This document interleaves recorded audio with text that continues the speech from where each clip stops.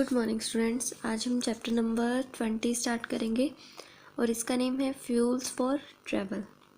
Fuel का मतलब ईंधन और ट्रैवल का मतलब यात्रा करने के लिए हमें क्या चाहिए, ईंधन की ज़रूरत होती है। तो देखो स्टार्ट करते हैं हमारे लेसन को। We need means of transport to go from one place to another. हमें एक स्थान से दूसरे स्थान पर जाने के लिए यातायात के साधनों की ज़रूरत होती है। We also need them to send goods. Goods का मतलब होता है सामान। अगर हमें सामान भी भेजना है तो किसी मीन्स ऑफ ट्रांसपोर्ट से ही भेजोगे ना, तो हमें सामान वगैरह को भेजने के लिए भी इनकी ज़रूरत होती है। किनकी? मीन्स ऑफ ट्रांसपोर्ट की। These means of transport are powered by fuels.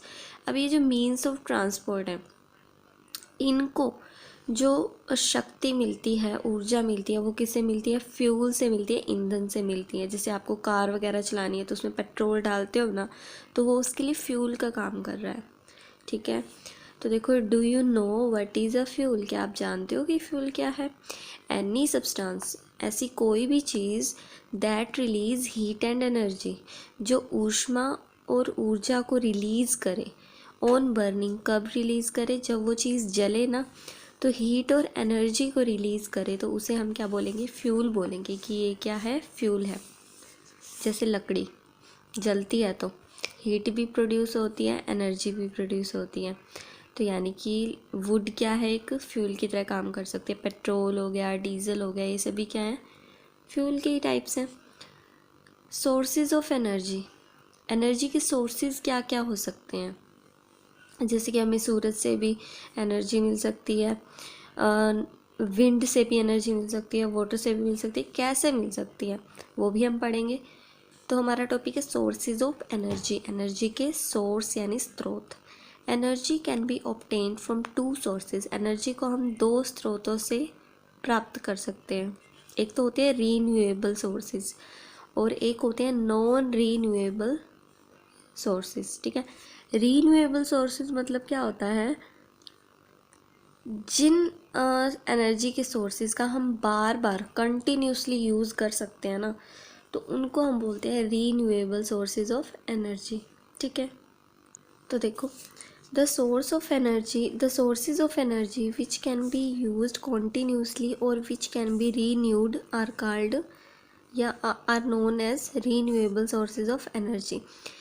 Renewable sources, renewable का तो हिंदी मीनिंग क्या होता है? नवीकरणीय। ठीक है, तो एनर्जी के ऐसे सोर्सेज को हम रीन्यूएबल बोलेंगे जिन सोर्सेज का हम कंटिन्यूसली यूज़ कर सकते हैं और उन्हें बार बार हम क्या कर सकते हैं? रीन्यू कर सकते हैं, वो कभी ख़त्म ही नहीं होंगे। ऐसे क्या होते हैं? रीन्यूएबल सोर्सेज ऑफ एनर्जी होते हैं। These sources of energy will never get depleted.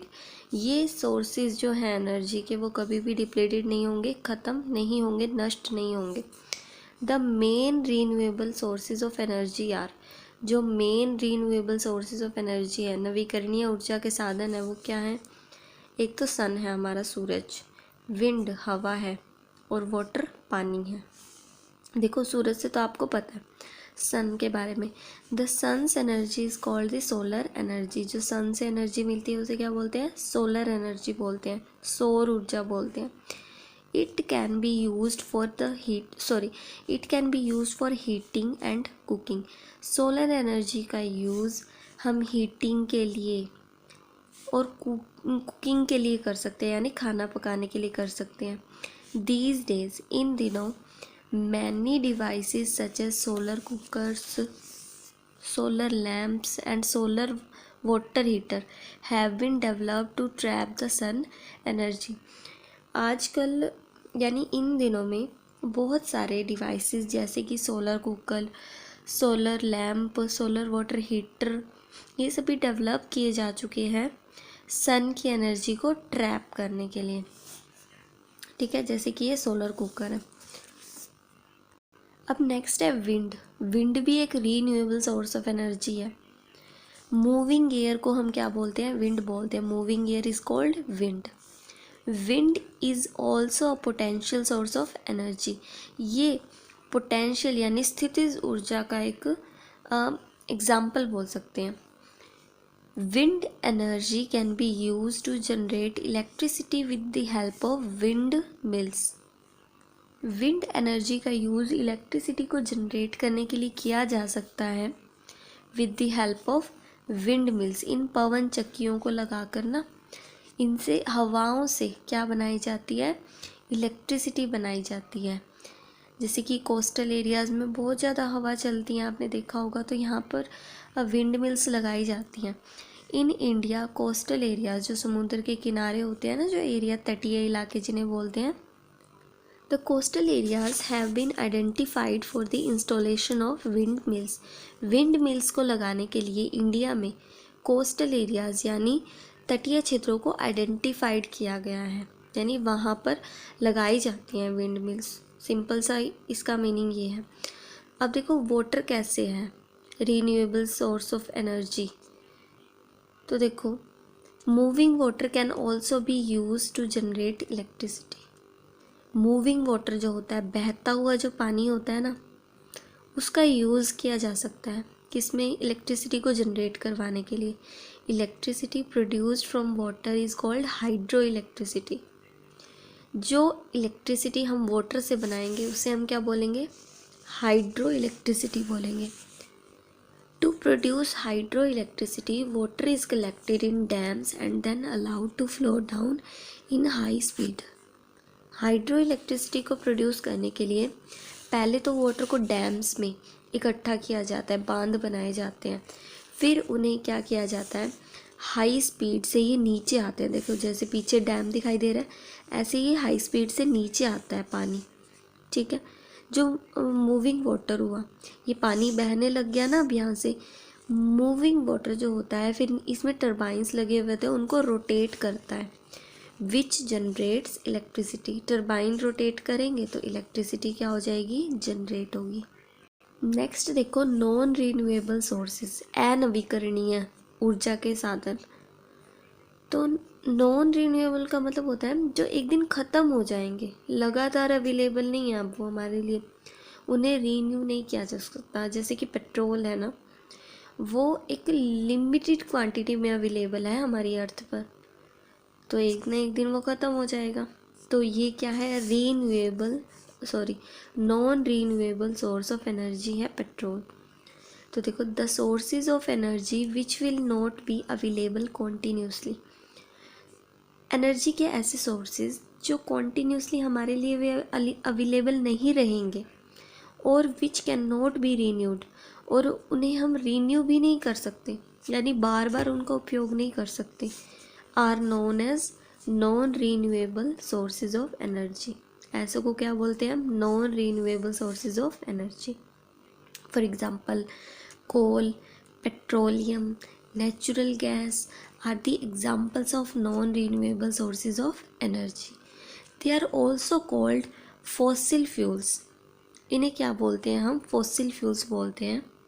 जीवाश्म ईंधन भी बोला जाता है इन्हें, as they were formed from the fossils of the past। क्योंकि जो बहुत पहले का टाइम है ना, हमारा पास्ट है जो, उसमें जो फॉसिल्स है ना, उनसे ये फ्यूल बना है, तो इसे क्या बोलते हैं, फॉसिल फ्यूल्स बोलते हैं। तो पहले तो हम पढ़ते हैं कोल के बारे में, फिर पढ़ेंगे पेट्रोलियम, और फिर पढ़ेंगे हम नेचुरल गैस के बारे में, ठीक है। तो देखो कोल क्या होता है, कोयला।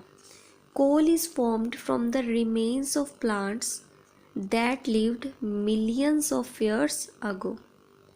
देखो बहुत टाइम पहले क्या हुआ कि आपको पता है, पेड़ तो रहे होंगे हमारी अर्थ पर, तो वो जो प्लांट्स वगैरह थे वो किसी डिज़ास्टर के कारण, या फिर जैसे जब वो गले सड़े तो वो क्या हुए, धरती के नीचे दब गए, और बहुत ज़्यादा प्रेशर के कारण, बहुत ज़्यादा हीटिंग के कारण धीरे धीरे किस में चेंज हो गए, कोल की लेयर्स में चेंज होते गए, ठीक है। तो कोयला जो बनता है ना, coal is formed from the remains of plants के रिमेन्स से क्या बनता है, कोयला बनता है। That lived millions of years ago, जो हमारे धरती पर लाखों वर्ष पहले हुआ करते थे ना, उन प्लांट से क्या बना है? कोयला। यानी कि कोयले को बनने में बहुत लाखों वर्ष लगे हैं, 1-2 दिन में नहीं बन जाता कोयला। When they died, जब ये प्लांट्स वगैरह की जब मृत्यु हुई, डाइड हुए ये, they fell, तो वो गिर गए, and got buried under the mud और soil, और वो फिर सॉइल मतलब मिट्टी या फिर मड वगैरह में क्या हुए? वो दब गए, ब्यूरिड हो गए। अदर प्लांट्स ग्रू ओवर दैम, और उनके ऊपर फिर से कोई नया प्लांट ग्रो कर गया। Later they were also buried in the swamps, फिर बाद में जो प्लांट ग्रो हुआ जब वो मरा तो वो भी बीच में ही दब गया। फिर the earth's heat and pressure slowly changed these plants into layer of coal, जो अर्थ की हीट है, ऊष्मा है और प्रेशर है, दाब है अर्थ का, उसने धीरे धीरे वो जो प्लांट्स बीच में दब गए थे ना, उनको किस में चेंज कर दिया? लेयर्स ऑफ कोल में, कोयले की लेयर्स बना के रख दी उनसे। Coal is obtained by digging holes in the earth, coal को हम ऑब्टेन कर सकते हैं, प्राप्त कर सकते हैं, कैसे? By digging holes in the earth, earth में हम होल्स बनाकर ना, छेद वगैरह बनाकर बहुत बड़े बड़े बनाए जाते हैं, ठीक है ना, माइंस बोलते हैं उन्हें, खाने बोली जाती है उन्हें, खान। तो coal is obtained by digging holes in the earth, earth में होल्स को डिग करके, खोद कर कोयले को निकाला जाता है अर्थ से बाहर। These holes are called mines, ऐसे होल्स को क्या बोलते हैं? माइंस, यानी खाने बोला जाता है, खान बोला जाता है। And the process of taking out coal from the mines is called mining, और जब माइंस खोद कर जब आप कोयले को बाहर निकालते हो ना, तो उसे माइनिंग बोला जाता है, ठीक है। तो देखो, coal is used as a fuel for cooking food, for making steel, in blast furnaces, in railway engines to produce steam, and in thermal power station to generate electricity. Coal का जो use किया जाता है, कोयले का जो use किया जाता है, इसका यूज़ किया जाता है एज अ फ्यूल, ईंधन। क्या करने के लिए भाई? खाना पकाने के लिए, ठीक है, स्टील बनाने के लिए, जो रेलवे इंजन में जो आपको स्टीम चाहिए होती है, उनके ब्लास्ट फर्नेसेस में भी कोयले का यूज़ किया जाता है, और जो थर्मल पावर स्टेशंस होते हैं, ठीक है, वहाँ पर इलेक्ट्रिसिटी को जनरेट करने के लिए भी कोयले का ही यूज़ किया जाता है। तो देखो, जो पेंसिल होती है ना, उसमें जो एक लेड की आपने देखी होगी ना, ब्लैक कलर की लेड की लगी होती है बीच में ट्यूब सी, तो वो भी क्या बनी होती है? एक कोयले की एक फॉर्म ही होती है वो, जो ग्रे कलर की लेड सी डली होती है पेंसिल में, वो क्या होती है? ग्रेफाइट होती है, यानी एक कोयले का ये एक फॉर्म है ग्रेफाइट।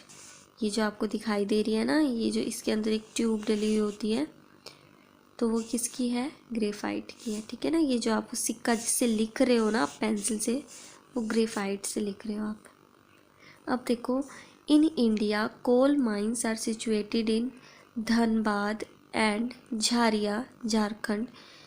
जो इंडिया में कोल माइंस हैं वो कहाँ कहाँ हैं देखते हैं। झारखंड के धनबाद और झारिया में है, वेस्ट बंगाल के रानीगंज में है, मध्य प्रदेश के सुहागपुर में, तमिलनाडु के नेवली में, एंड तेलंगाना के श्रृंगेरी में है, ठीक है। अब हम पढ़ेंगे पेट्रोलियम के बारे में। Petroleum is formed from the remains of animals in the see that died millions of years ago. तो देखो, पेट्रोलियम कैसे बना? कोयला तो किससे बना? एनिमल से, प्लांट से, इनसे कोयला बन गया। पेट्रोलियम कैसे बना? जो समुंदर में बहुत सारे एनिमल्स हैं, है ना, एक्वेटिक एनिमल्स, जब वो मरते हैं तो वो ऑब्वियसली नीचे जाके जो बेस होता है, बॉटम पार्ट होता है, वो उसकी मिट्टी में दब जाते हैं।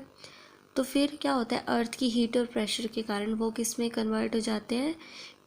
उनसे क्रूड ऑयल और गैसेस बन जाते हैं, जिसे पेट्रोलियम गैस बोला जाता है। तो देखो, petroleum is formed from the remains of animals in the see that died millions of years ago. Petroleum कैसे बना? जो समुद्र में रहने वाले जो एनिमल्स थे ना, जब वो मरे तो अर्थ में दब गए। और ये बात कब की है? मिलियंस ऑफ ईयर्स अगो की, यानी लाखों वर्ष पहले। व्हेन दीज एनिमल्स डाइड, जब ये एनिमल्स मरे, जब इनकी मृत्यु हुई, they got buried under the mud and sand, तो ये एनिमल्स मड और सैंड में दब गए। The earth's heat and pressure converted them into crude oil and gases, जो अर्थ की हीट थी और प्रेशर था, उसने इन एनिमल्स को किस में कन्वर्ट कर दिया? जो दब गए थे सैंड में, उसने उनको किस में कन्वर्ट कर दिया? क्रूड ऑयल और गैस में कन्वर्ट कर दिया। Petroleum is obtained by drilling special wells several metres down the surface earth surface. Petroleum को हम ऑब्टेन कर सकते हैं, प्राप्त कर सकते हैं बाय ड्रिलिंग स्पेशल वेल्स। कुछ स्पेशल कुएं होते हैं जो खोदने पड़ते हैं हमें। कितनी इनकी डेप्थ हो सकती है? ये सेवरल मीटर डाउन जा सकते हैं अर्थ की सरफेस से, ठीक है। The oil that we get from these wells contains many impurities, लेकिन जो हम डायरेक्टली कुएं से वो जो पेट्रोलियम निकालते हैं ना, उसके अंदर काफ़ी सारी क्या होती है? इम्प्योरिटीज़ होती हैं, अशुद्धियाँ होती हैं। It is called crude oil. जो हमने वो वेल्स से निकाला, पेट्रोलियम कुओं से जो निकाला, उसे हम बोलते हैं क्रूड ऑयल, ठीक है, जिसके अंदर इम्प्योरिटीज़ हैं अभी भी। तो crude oil is sent to oil refineries.